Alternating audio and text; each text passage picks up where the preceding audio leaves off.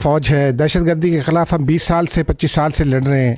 ہم نے بارہا مذاکرات بھی کیے، افغانستان کے ساتھ بھی اپیزمنٹ کی کوشش کی، وفود ان کے یہاں بھیجے، لیکن ہمیں دیکھتے میں آیا کہ کوئی فائدہ اب تک نہیں ہوا. لیکن گزشتہ روز وہ ایک بڑے سیاستدان ہیں، عمران خان صاحب اڈیالہ جیل میں مقدمات بھی بھگت رہے ہیں. کل ہماری ان سے بات ہوئی تو وہ یہ کہتے ہیں کہ جو پاکستان کی افغان پالیسی ہے وہ غلط ہے.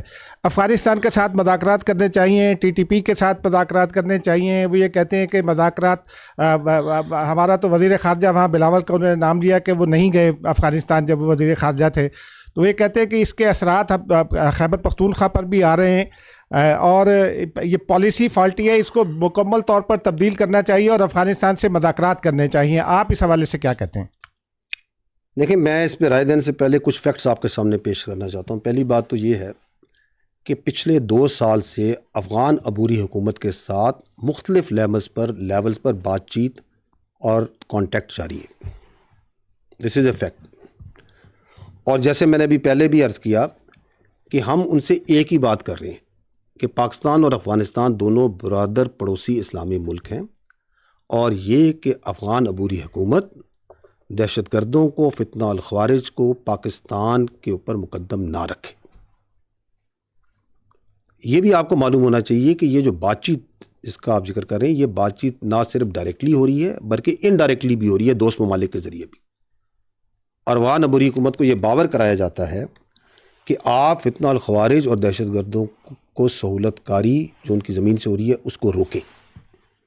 جو افغان، ابھی میں نے آپ کو بتایا کہ کتنے افغان جو سے ہیں جو دہشت گردی میں ملوث تھے، جو خودکش بمبار بھی تھے، پکڑے گئے، کتنے جنم حاصل ہوئے. تو ہم انہیں کہتے ہیں کہ یہ جو افغان ہیں ان کو آپ کنٹرول کریں کہ یہ دہشت گردوں کے ساتھ شامل ہو کے پاکستان کے اندر آ کے دہشت گردی نہ کریں. ان افغان خودکش بمباروں کو کنٹرول کریں. لیکن اگر اس مسلسل رابطے اور اس کانٹیکٹ کے باوجود اگر افغانستان کی سرزمین میں فتنہ الخوارج کے جو لیڈران ہیں، ان کے جو تربیتی مراکز ہیں، ان کے جو رابطے ہیں، وہ آزادی سے آپریٹ ہوتے رہے اور روزانہ کی بنیاد پر ہمارے جو معصوم شہری ہیں اور قانون نافذ کرنے والے جو رکھوالے ہیں ان کا ناحق خون بہایا جائے، تو کیا ہم بیٹھ کر یہ تماشا دیکھتے رہیں؟ میں آپ سے یہ جو آپ نے ذکر کیا اپنا، تو یہ جو دوغلی سیاست کا یہ جو پرچار کرتے ہیں، میں ان سے ایک سادہ سوال کرتا ہوں کہ آج سے ٹھیک 6 دن پہلے 21 دسمبر 2024 کو جنوبی وزیرستان میں 16 FCC کے جوان فتنہ الخوارج سے جوامردی سے لڑتے ہوئے شہید ہوئے. کیا ان کے خون کی کوئی قیمت نہیں ہے؟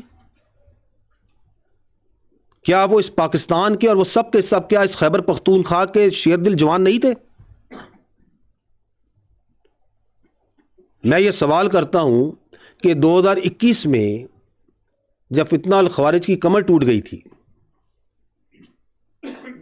and it was on the run، تو اس وقت کس کے فیصلے پر بات چیت کے ذریعے ان کو ری سیٹل کیا گیا اور آباد کیا گیا؟ کس نے ان کو طاقت اور دوام بخشا؟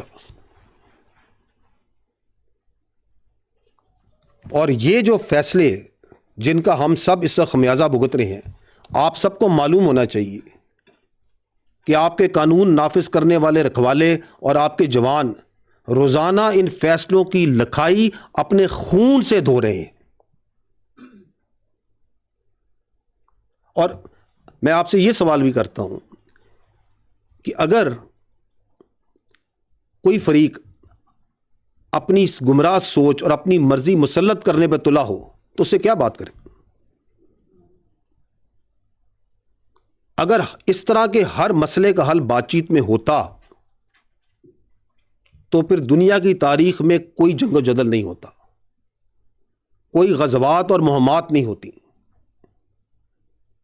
ہمیں یہ جاننا چاہیے کہ جو مسلمان ہے اور ہر غیرت مند محب وطن شہری، قربانی دینا اور جان دینا اس کا فخر ہوتا ہے.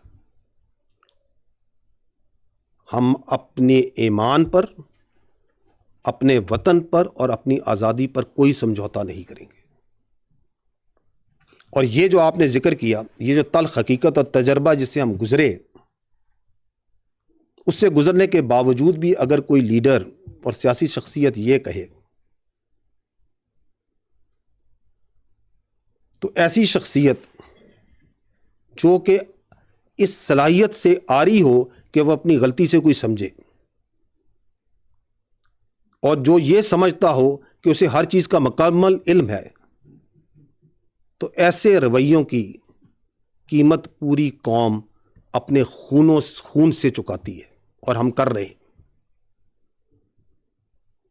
یہ جو سو کالڈ پالیسی تھی بات چیت کی اور ری سیٹلمنٹ کی، اس کا خمیازہ آپ اور ہم سب بھگت رہے ہیں۔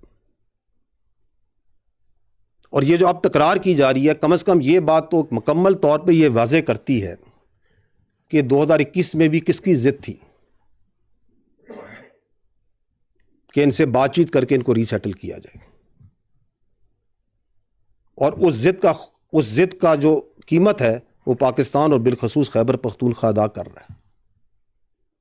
ضرورت تو اس امر کی ہے کہ ہم اس حساس، انتہائی اہم، جانوں سے جڑے ہوئے یہ جو مسئلہ ہے کاؤنٹر ٹیررزم کا، اس پہ پالیٹکس اور کنفیوژن اور بیانیے نہ بنائیں، اور خیبر پختونخوا میں گڈ گورننس پہ توجہ دیں۔ میں نے آپ کو پہلے بھی کہا کہ یہ گورننس کے جو گیپس ہیں، یہ ڈیلی ہم اپنی قربانیوں سے، اپنے شہداء کے خون سے پورا کر رہے ہیں۔ تو بجائے اس کے کہ اس پہ بیانیے بنائے جائیں، اس پہ سیاست کھیلی جائے، why not focus on good governance, why not address those issues جن کی وجہ سے وہاں پہ احساس محرومی اور ٹیررزم کے لیے فیسیلیٹیشن ہو رہی ہے، کیونکہ وہ ہم نے نہیں کرنا،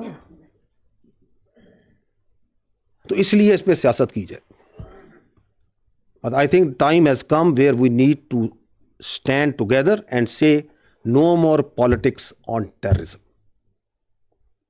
Thank you.